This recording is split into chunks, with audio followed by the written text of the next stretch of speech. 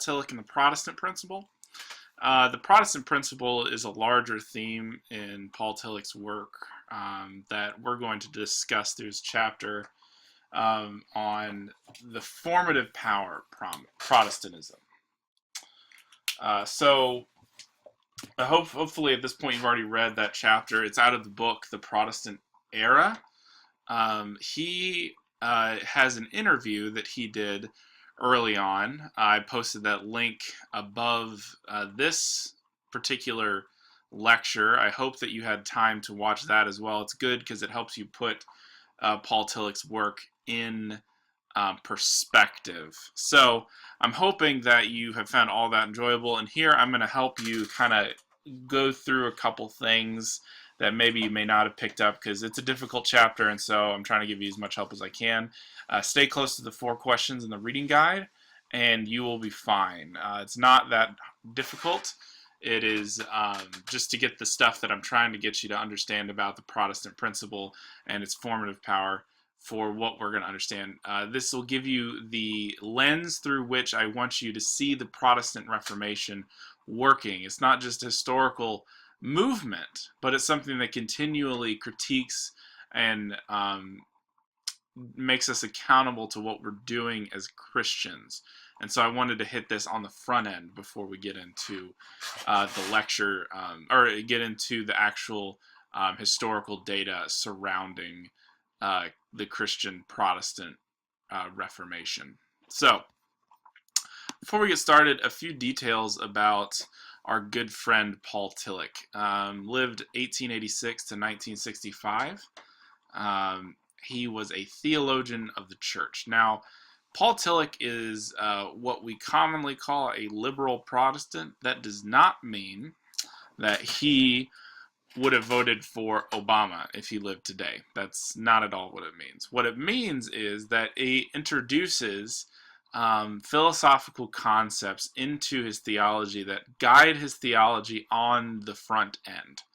So he's separate from what we would understand someone like Karl Barth doing, who's very Christocentric and lets the scripture and all that stuff guide his thought. Now, I don't tell you that to make you think less of Paul Tillich. Paul Tillich is still a very valuable theologian and has a lot of valuable concepts.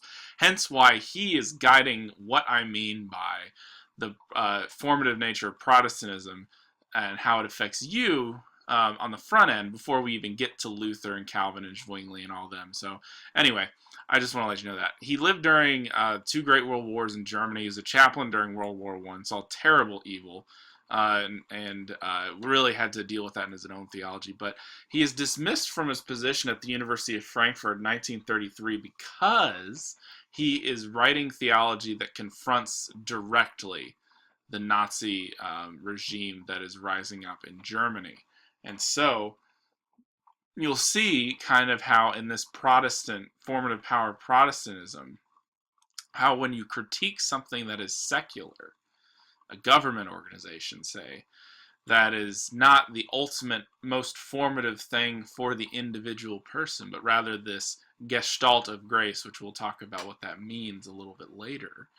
But this encounter with the Spirit that moves us, this encounter with God that moves us, that is the ultimate reality. How that could be detrimental and offensive to a Nazi political regime that is trying to shape and form its people. And so this is the importance of Paul Tillich for us, because he teaches us to see the world and put it in proper perspective. He's not altogether unlike an Augustine, who's telling us to worship God alone and not, love God and do as you please, sort of. So I think this is a valuable discussion for us to have. And so I want to spend some time here. And the first thing I want to do is talk to you about what it means to say that he wrote as an existentialist. He wrote as an existentialist, basically meaning that he ascribed to existentialism. Now, if you ever read anything by a gentleman by the name of Soren Kierkegaard, you are very familiar with what existentialism is. Existentialism is the philosophy that holds the particular over and against a totalizing system of thought. So later in the semester, we're going to read Kierkegaard and Hegel. Hegel is the main person that Kierkegaard is reacting against, because Hegel has this entire philosophical system that describes how every factor of human life is appropriated and how it works and how the whole world is ordered, a totalizing system, so to speak. However, Kierkegaard is deeply suspicious of this because life is too organic for that. So Kierkegaard values the subjective as a genuine form of philosophical and moral thought. So the subjective, that by which you subjectively experience the world, is very, very important.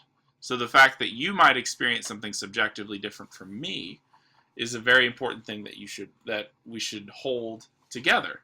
The problem that Kierkegaard saw with these totalizing systems is that they didn't account for how people are different. So how do we account for people are different? Existentialism. Now, there are general principles that guide existentialism. It's not pluralistic, but it's something that helps us resist these oppressive, totalizing regimes that tend to do more harm than good. Because what Kierkegaard recognizes is at the center of Hegel's system is something very deeply oppressive. It is basically blowing up one person's subjectivity to control the whole. And as Kierkegaard notes, not everybody thinks and acts the way that Hegel does. So that's very important. So if we want to think about existentialism, especially in Tillich's way of thinking about it, let's think about it through this idea of Protestantism. That's what this whole chapter is about. Protestantism critiques a whole system. So the reformers are individuals who are engaging in this critique not only of a religious system, but it takes heavily apart from it is heavily involved in critiquing a religious system, but a society as well. So you might notice in this reading, if you read the whole chapter, that he's very hard on Catholics.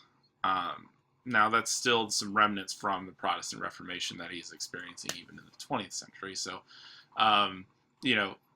that aside, Protestantism, as he recognizes, is this protest against these totalizing systems. He calls them the form of system. Form. I think even on like the first page, he talks about this in a little bit of detail.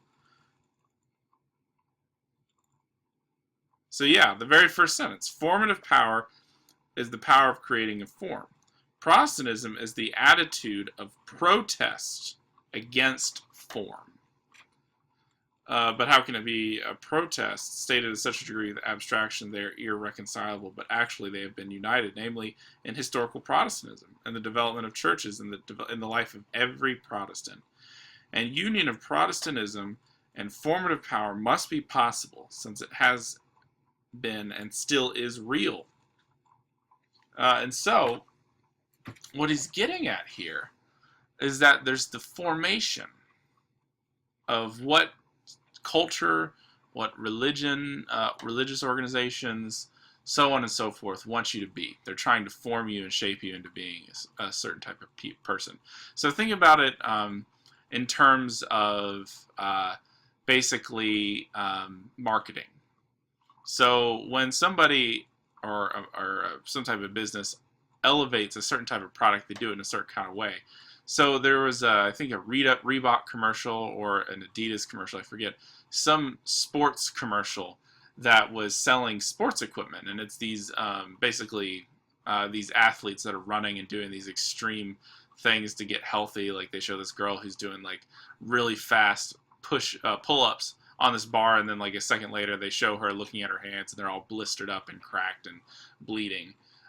Or you see this girl running out in the rain, up this really big hill, or this guy flipping tires in the rain, doing these really extreme things in order to stay fit and become like super fit.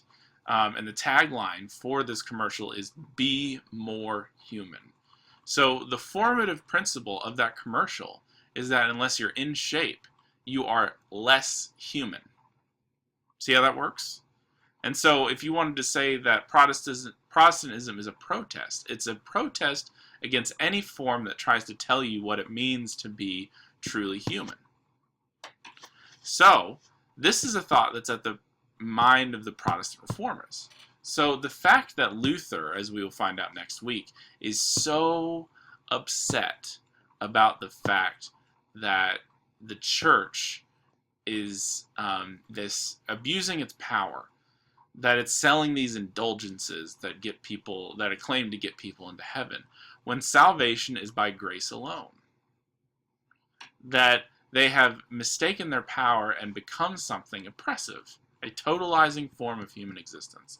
And so, as Luther comes back and reacts against that, he is protesting against that system, and rather insisting that the particulars of faith are grace leading towards our salvation in each person.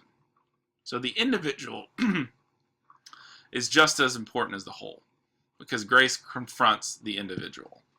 And it's grace that saves, not the church. And so grace, the reality of God, is that which is ultimate. The church at that time, during Luther and the other reformers' day, is not the ultimate. And so Protestantism is deeply embedded within it, is this protest against these totalizing forms that seek to define what it means to be human.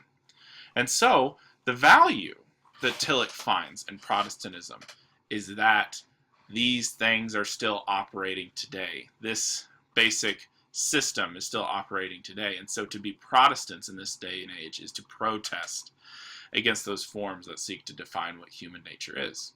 Okay? Awesome. Again, stay close to the reading guides for this. There's another phrase or word that you might have seen him say that you may not be familiar with. It's called Gestalt. That's how you pronounce it. It's a fun little German word. It's a psychological term. He has a footnote on it on page 206, your very first page, footnote 1. So see that for a little bit more. Now, it's confusing because it seems that what he's saying about Gestalt functions in the same way as form, this totalizing system, because Gestalt talks about how the whole works together. But it's not a totalizing system, like in the thought of Hegel, but it's rather the way that the ultimate, that grace, because remember he talks about the Gestalt of grace, the way that grace works towards forming and shaping people on the individual level, the way that the individual creates the form by which we live our lives. And so Gestalt, all it means is how things work together in the life of the individual as they encounter the ultimate. And so to say that the Gestalt of grace says the way that grace affects, intersects, or interacts with the particular human creating communities formed by that which is ultimate. So the way that grace affects and interacts with particular human creating communities with the particular human creates communities formed by that which is ultimate. So, in short, just one sentence about this. The Gestalt of grace organically interacts with human nature and affects them to create certain types of communities formed around the ultimate. Now, what the ultimate is the spirit. So, if you'll see on the reading guides, I highlight a quote, I think on page 211, where he talks about being moved by the Spirit is that which is the ultimate. So being moved by God is what it means to interact with the ultimate. And how that works functionally on the ground, practically on your level, where you're at in your particular location, is that Gestalt of grace. So you might think about the Gestalt of grace as where the rubber meets the road of your encounter with God. So what that looks like, if you think about this in terms of one's call, some of you are called to youth ministry, some of you are called to pastoral ministry, some of you are called to urban ministry, so on and so forth. So the Gestalt of grace is how God works in your particular life towards particular ends. And it's a protest that never settles because it's always reworking and refunctioning itself to fit the particular situation with you're in. It's never a totalizing system. The difference between it and a totalizing system is that you have to fit within the system. Grace, the Gestalt of grace, works and functions within the world that you are already operating within.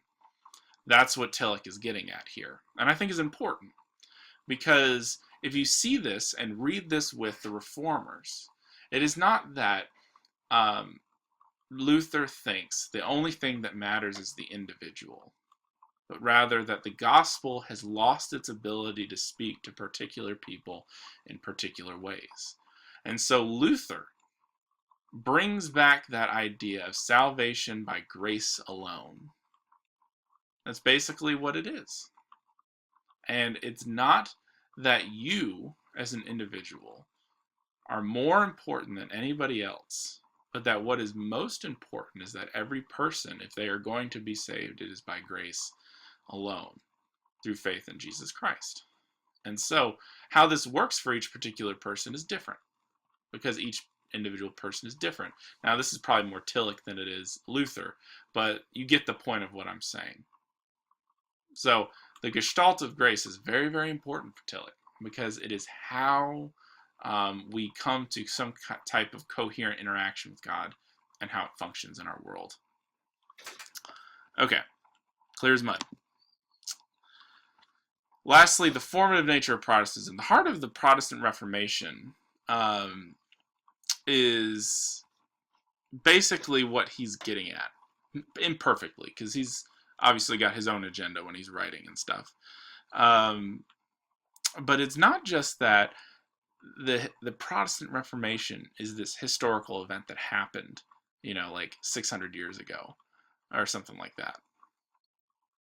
The Protestant Reformation is something that keeps happening within us. To be a Protestant is to protest against these systems that are totalizing wholes, and seeing how Luther, how Zwingli, how Calvin does it informs and shapes how we are to then rethink about what is totalizing in our day, and to protest against that with the Gestalt of grace, the way that that functions on our level. It's very, very important. It's very, very important. And so it is not just a historical movement, but a theological principle that guides our further endeavors. So I don't want you to think about Protestantism as just a historical movement or a particular tradition within the church, but it is rather this principle that moves inside of us to move against those things that seek to define us that are not God, and rather exchange as Bonhoeffer would say, exchange the ultimate for the penultimate, or exchange the primary for the secondary. In other words, committing idolatry. So, this is really what is at stake with Protestantism for Tillich. And this helps us ask these questions. What has become ultimate in our culture? What is the ultimate thing that seeks to form and shape humanity?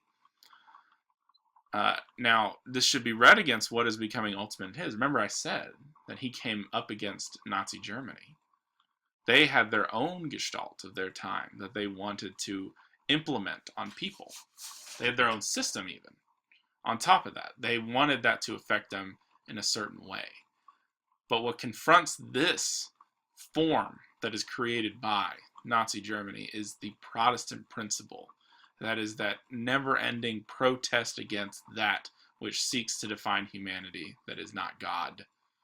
And so you need to see that in your own culture, in your own time. And so, what is it to be formed by the Gestalt of grace today? Where does the rubber meet the road for you? This is all engendered and taken within what we mean by Protestantism, and what you're going to see in the Reformers as Protestantism. So, if you have any other questions, let me know, but that's all I got for today, and I thank you very much for your time. I hope you guys are having a good week. Happy weekend.